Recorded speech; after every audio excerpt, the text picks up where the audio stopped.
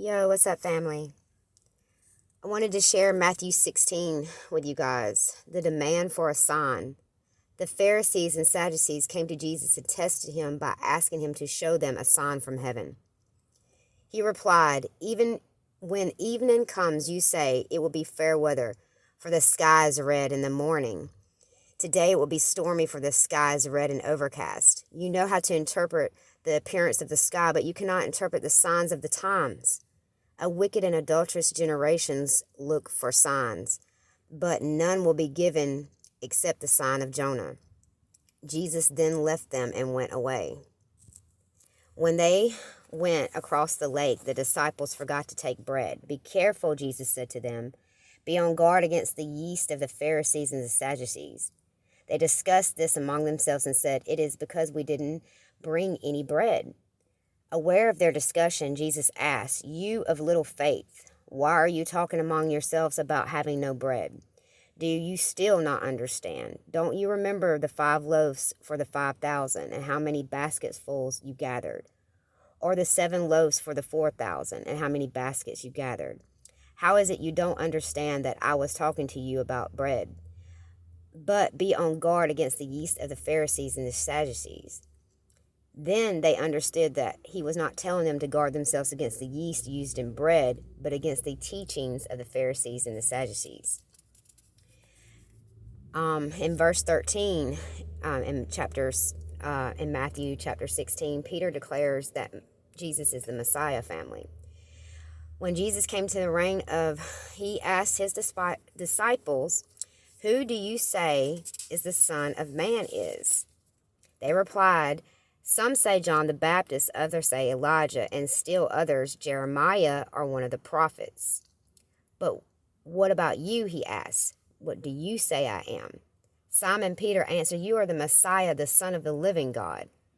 Jesus replied, "Blessed are you, Simon, son of Jonah, for this was not revealed to you by flesh and blood, but by my Father in heaven.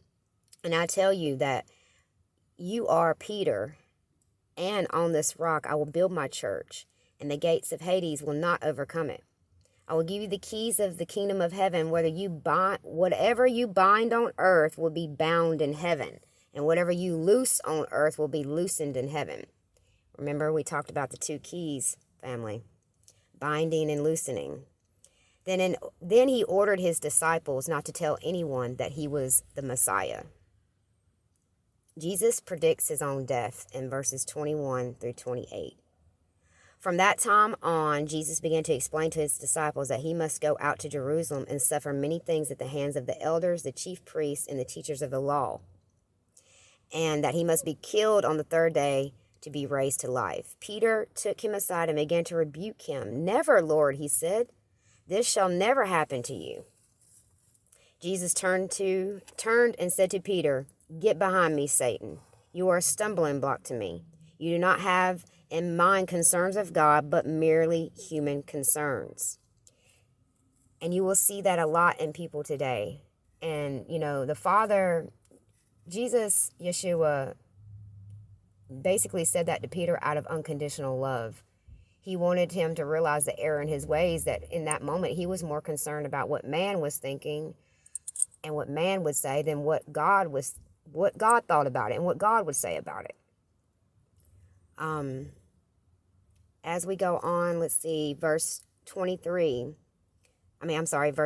Then Jesus said to the disciples, "Whoever wants to be my disciple must deny themselves, take up the cross, and follow me. Whoever wants to save their life will lose it. But whoever loses their life for me will find it. What good will it be for someone to gain the whole world, yet forfeit their own soul? Or what can anyone give in exchange for their soul? For the Son of Man is going to come in his Father's glory with his angels, and then he will reward each person according to what they have done. Truly, I tell you, some who are standing here will not taste death before they see the Son of Man coming in his kingdom." Something to keep in mind, family. Love you guys. Later.